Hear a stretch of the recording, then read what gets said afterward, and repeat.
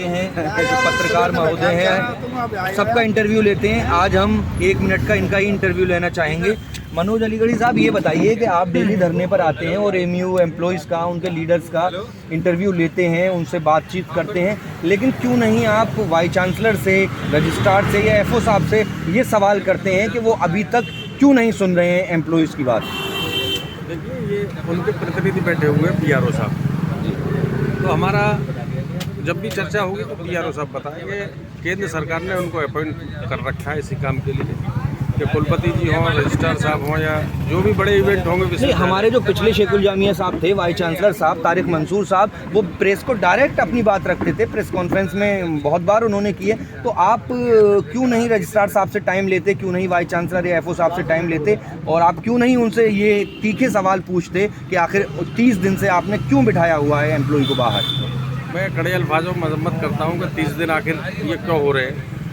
कहीं ना कहीं मिसकम्युनिकेशन है और उस मिसकम्युनिकेशन को आप लोगों को पीआरओ साहब से जाके मिलना चाहिए और बताएं कि हमारी बातों को कुलपति साहब नहीं, पीआरओ साहब तो सिर्फ वो कहेंगे जो उनको लिख के दिया जाएगा कि आपको ये स्टेटमेंट देना है, लेकिन आप अपना सवाल जो डायरेक्ट रजिस्ट्रार साहब से पूछेंगे, डायरेक्ट वाइस चांसलर या एफओ साहब से पूछेंगे, उसकी बात ही अलग होगी। उससे निचोड़ निकल के आएगा कि आखिर मसला क्या है। देखिए, निचोड़ तो निकल रहा है। वो जो भी कवरेज दिन प्रतिदिन आप लोगों के प्रदर्शन हो रहे हैं, वो अलीगढ़ मुस्लिम विश्वविद्यालय अलीगढ़ तक ही नहीं सिमट कर रहे, बल्कि दिल्ली से लखनऊ तक पहुंच रहे हैं और लखनऊ से दिल्ली तक वो आपकी हर बात पहुंच रही है।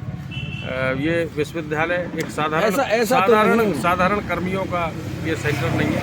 यहाँ के 4th ग्रेड एम्प्लॉय भी द हिंदू जैसे टॉप, इंडिया के टॉप जैसे प्रकाशनों में छपते हैं।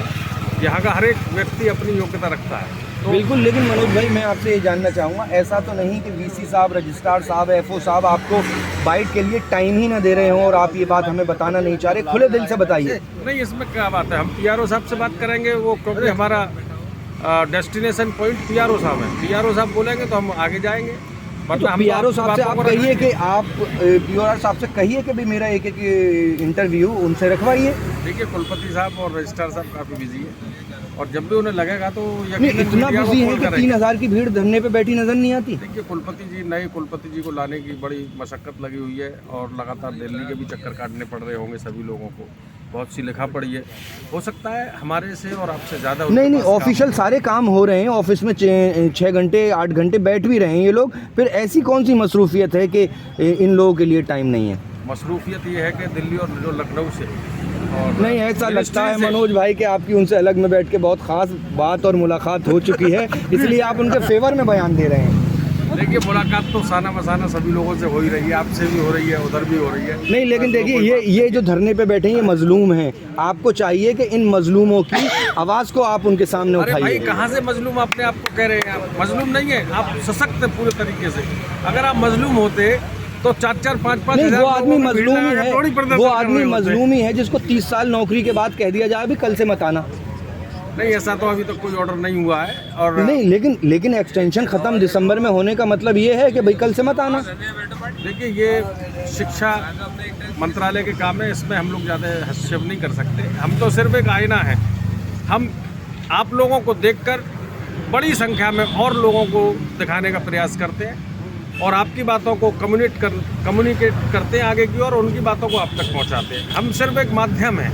चलिए, बहुत शुक्रिया। ये थे मनोज अलीगढ़ी साहब। मुझे लगता है कि हमारे एडमिनिस्ट्रेशन ने इनको खुसूसी तौर पे समझा दिया है या ऊपर से कोई ऐसा प्रेशर बना दिया है जिसकी वजह से ये उनका इंटरव्यू, उनकी बाइट नहीं कर पा रहे हैं, या फिर ये कहिए कि खुले शब्दों में कर्मचारियों की हिमायत नहीं कर पा रहे हैं। बहुत शुक्रिया।